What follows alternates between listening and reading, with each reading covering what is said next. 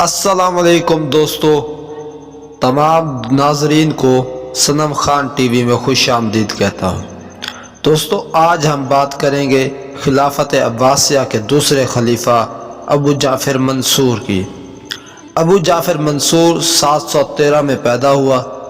ابو جعفر منصور کا اصل نام عبداللہ بن محمد، ابو جعفر اس کی کنیت، منصور اس کا لقب ہے۔ اس کی ماں بربری نسل کی ایک لونڈی تھی جس کا نام سلامہ تھا۔ سلامہ خاتون بہت ہی نیک، زہد و تقوی رکھنے والی خاتون تھی۔ الصفحہ نے اپنی زندگی میں ہی ابو جعفر منصور کے حق میں وصیت کر دی تھی کہ میرے بعد خلافت عباسیہ کا خلیفہ ابو جعفر منصور ہوگا۔ 754 میں 41 سال کی عمر میں ابو جعفر منصور نے جامع مسجد کوفہ میں اپنا پہلا خلافت کا خطبہ دیا۔ عمر میں وہ اپنے بھائی ابو العباس الصفحہ سے بڑا تھا۔ دوستو، ابو جعفر منصور انتہا درجے کا ذہین و فطین تھا۔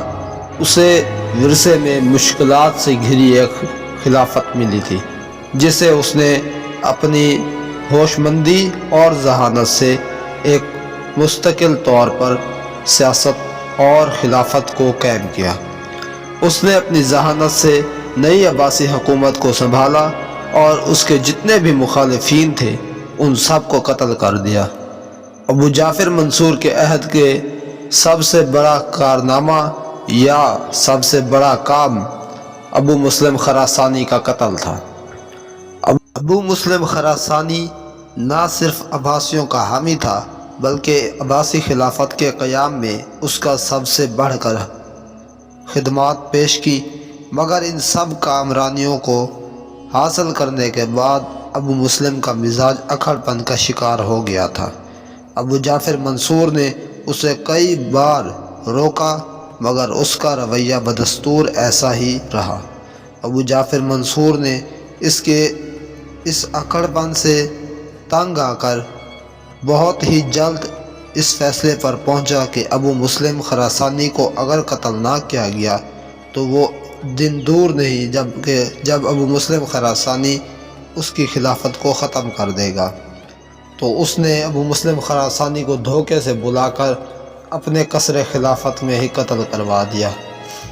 دوستو، ابو مسلم خراسانی کے قتل سے خلافت عباسیہ مضبوط سے مضبوط تر ہو گئی۔ ابو جعفر منصور جہاں انتہا درجے کا قاتل اور ظالم انسان تھا، وہاں وہ بہت ہی سادگی اور قناعت پسندی کا شعار اپنانے والا انسان بھی تھا۔ دوستو، ابو جعفر منصور سادگی میں زندگی گزارنے والا ایک باحیا اور ذہین عباسی خلیفہ تھا۔ اس کی سادگی کا ایک واقعہ طبری کے بقول یوں ہے کہ ابو جعفر منصور نے ایک مرتبہ اپنے بیٹے یعنی اپنے جانشین خلیفہ مہدی کو بلوایا اور اپنے غلام سے کہا کہ وہ اس کے پھٹے پرانے کپڑے لے کر آئے۔ جب مہدی اس کے قصر خلافت میں پہنچا تو اس نے دیکھا کہ خلیفہ وقت ابو جعفر منصور اپنے پرانے کپڑوں کو پیوند لگا رہا ہے۔ تو اس نے اپنے والد سے کہا کہ اے امیر المومنین، آپ ان پرانے کپڑوں کے کیا کر رہے ہیں؟ تو ابو جعفر منصور نے سادگی کو اپناتے ہوئے کہا کہ جو شخص اپنے پرانے کپڑوں کی اصلاح نہیں کر سکتا اسے نئے کپڑے پہننے کا بھی حق نہیں ہے۔ اس کے علاوہ دوستو، ابو جعفر منصور نے امام مالک رحمۃ اللہ علیہ اور ابو حنیفہ رحمۃ اللہ علیہ کے ساتھ بھی بہت سخت رویہ اختیار کیا، کیونکہ خلافت اہل بیت کے ملنی چاہیے تھی، لیکن عباسیوں نے اس پہ حکومت کی تو اہل بیت نے خلافت کے خلاف آواز اٹھائی، تو امام مالک اور ابو حنیفہ نے بھی اہل بیت کا ساتھ دیا۔ سیاسی لحاظ سے ابو جعفر منصور نے امام مالک اور ابو حنیفہ کو قید میں ڈالا اور دونوں کو کوڑے لگوائے، لیکن سب کے باوجود وہ ایک کامیاب اور تدبر اختیار کرنے والا عباسی خلیفہ تھا۔ دوستو، اس کا سب سے بڑا کارنامہ بغداد کی تعمیر ہے۔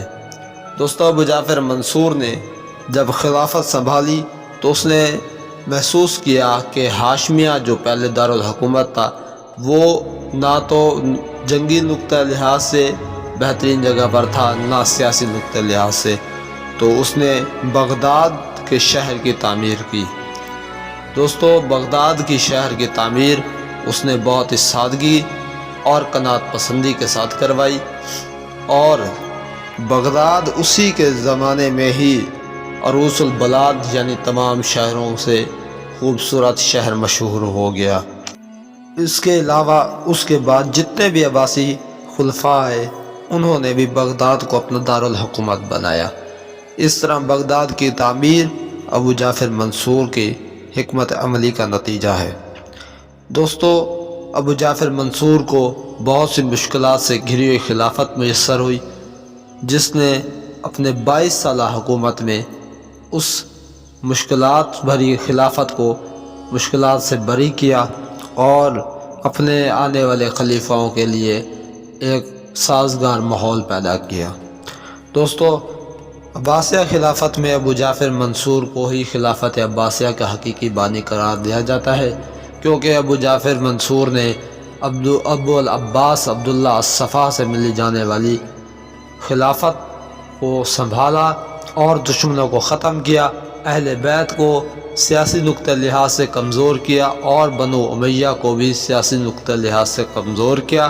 اس کے علاوہ بنو امیہ ایک شخصی حکومت قرار دی جاتی تھی، جبکہ ابو جعفر منصور نے اسلام کو اپنی خلافت میں ڈھالا، جس کی وجہ سے یہ 6-7 صدیوں تک برسر اقتدار رہی۔